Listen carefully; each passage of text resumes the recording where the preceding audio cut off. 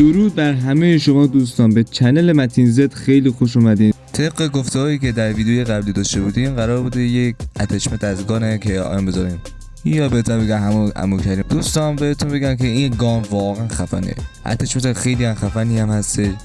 نگاه کنین این اتچمنت هر جا پیدا نمیشه و اتچمنت این گانو حتما در این ویدیو براتون میذارم. حالا قبل اینکه بریم سراغ ویدیو لطفاً چند ثانیه وقت بذارین این ویدیو لایک کنین، چنل ما سابسکرایب کنین که تا ویدیوی بعدی ما از دست ندین و یه زنگوله بغلش رو حتما بزنین. بدون معطلی بریم سراغ ویدیو.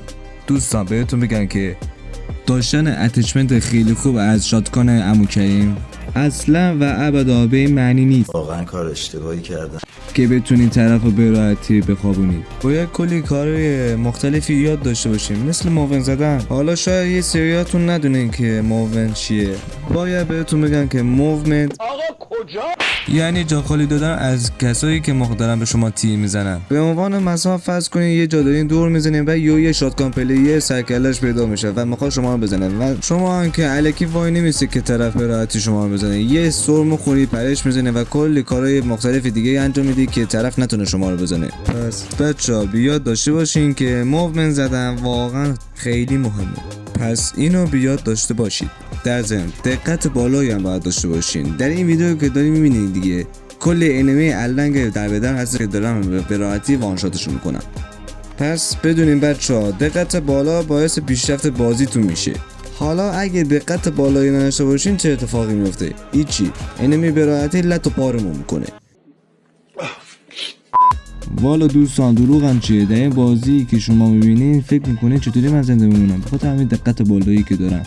الان اینجا رو نگاه کنین، این دو نفر میخواستن منو موفق کنن، منو زدم لط و پارشون کردم و گفتم بچه جا بیا پایین سر مدار گرفت. مرتیکه بیشو فاز بروکن هم گرفته بود.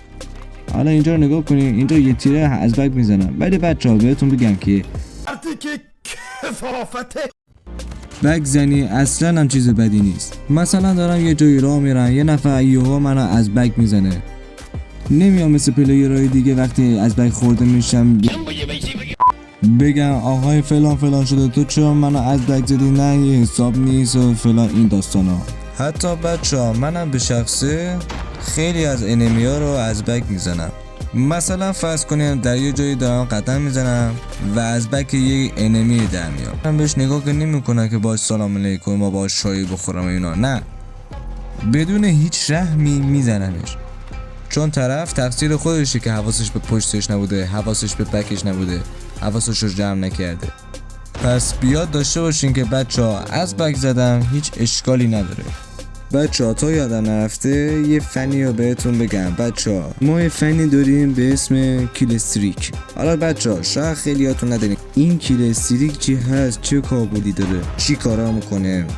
حالا بچه‌ها اینو به عنوان یه مثال بهتون بگم که بچه‌ها کیل استریک یعنی آقا من دارم یه جای دور میزنم، یه چند تا انمی میریزن سر منم بدون این که بمیرم اون چند نفر رو میزنم. به این کار میگن کیل استریک. پس بچه وقتی دارین بازی میکنین که یهو چند تا انمی میریزن سر شما که شما رو بزنن، فرار نکنین، تسلیم نشین، ناامید نشین، تا جایی که میتونین سوراخشون کنید.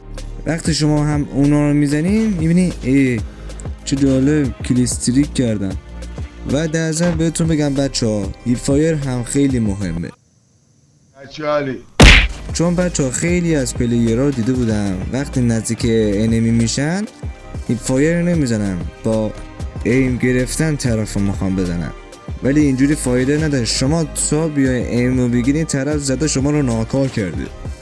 دیدم تو حلق باباهاتون. پس بچه‌ها موقع ایم بگیرین که طرف 10-20 متر اونورتر باشه، نه که مثلا وقتی نزدیک شما بشه یا ایم بگیریم میخوایم بزنینش، اون موقع تا شما ایم بگیرید شما رو زده. الان اینجا رو نگاه کنید،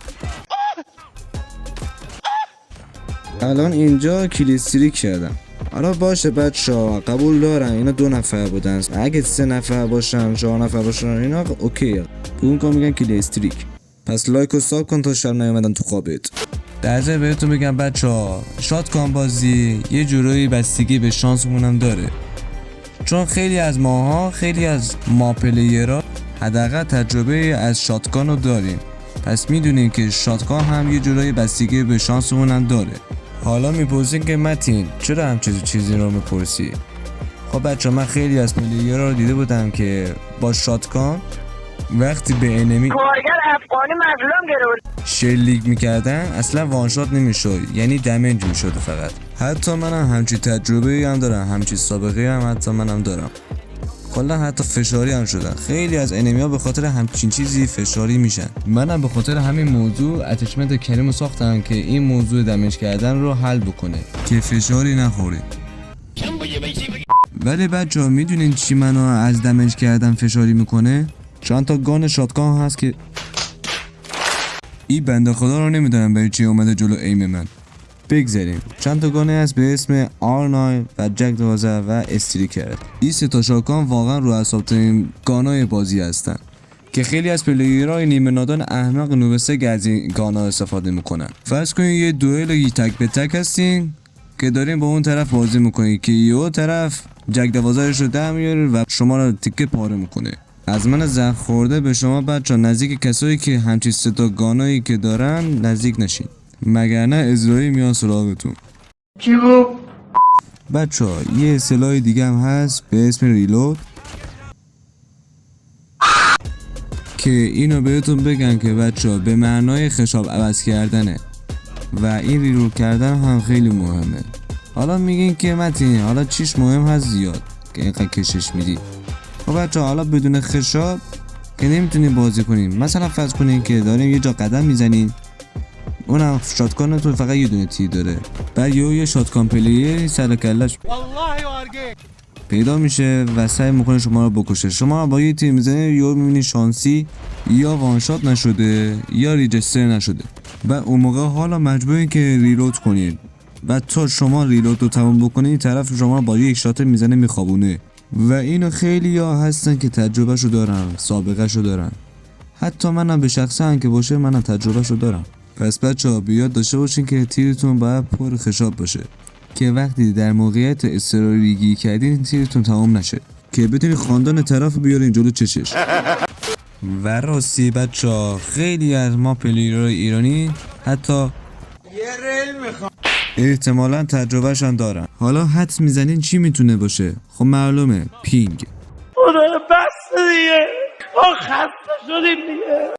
الان در این ویدیو میبینی که پینگان چقدر ضعیفه. یه نفر میزنن و میرن توی اسموک همینجوری شانتی آنتی میزنم و شات اول خطا میره و شات دوم میزنم و یو